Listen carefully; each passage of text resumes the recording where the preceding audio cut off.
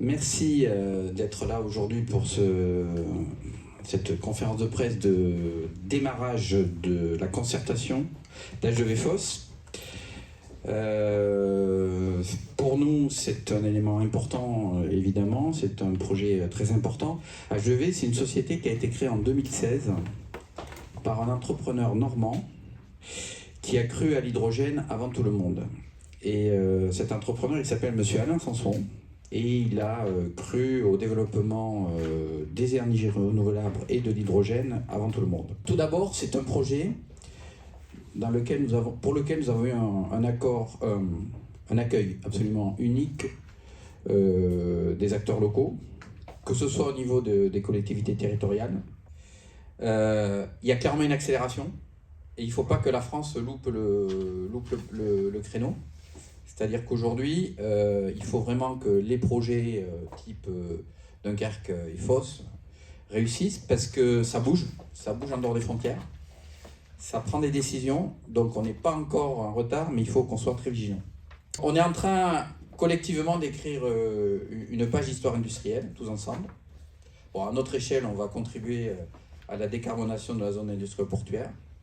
On n'a pas réussi à faire gagner la France hier, malheureusement, mais en tout cas, on est là pour faire gagner le territoire. Alors, comme l'a rappelé Alexis, c'est un projet qui est vraiment dans une zone essentielle, puisqu'on est dans une zone industrielle ou portuaire, avec deux objectifs principaux. Le premier, c'est la décarbonation des industries existantes. Alors, elles apparaissent un peu en creux sur ce schéma. Donc, on a des industries qui existent aujourd'hui, qui vont vouloir se décarboner, et pour ça, on a besoin d'hydrogène vert. Donc ça, c'est le premier point du projet. Le deuxième, et là encore, Alexis a mis l'accent sur le fait que c'est vraiment quelque chose qu'on voit de plus en plus, c'est le développement des e-carburants. Alors pour le transport maritime, c'est une évidence sur le port de Marseille-Fos, et également sur le transport aérien. Donc en fait, d'un côté, c'est renforcer la compétitivité des industries existantes, et de l'autre, créer des nouvelles filières ici.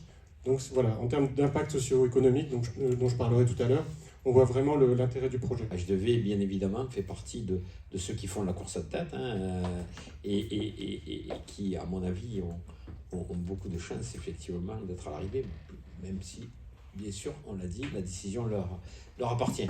Dans tous les cas, ça fait partie de cet écosystème dont on parle maintenant depuis un certain temps.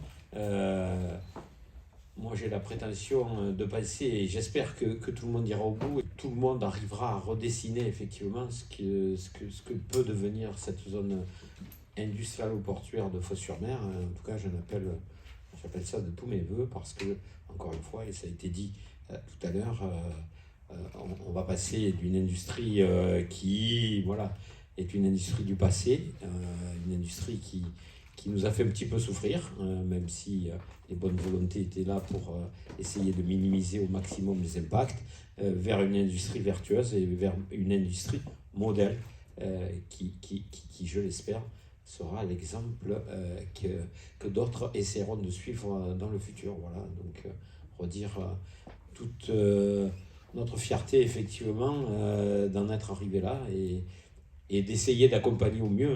Souvent, on nous dit que les gens ont été bien accueillis, mais c'est normal, il était temps que tout ça se passe à Fos, et tout le monde en est ravi.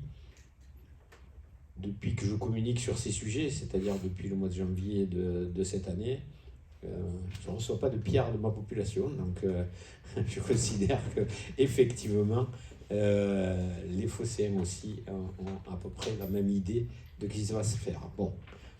On a toujours ces contraintes qu'on connaît tous, et que je ne rappellerai pas forcément aujourd'hui, mais il y a effectivement des choses à faire, mais ce n'est pas aux industriels de le faire, quoi qu'il en soit, ce sont aux collectivités territoriales et à l'État de régler tous les problèmes d'accompagnement de ce système vertueux qui est devant nous. Donc, bienvenue à H2V, comme bienvenue effectivement à tous ceux qui participeront au renouveau de cet espace industriel portuaire de Fos-sur-Mer. Voilà, merci à tous.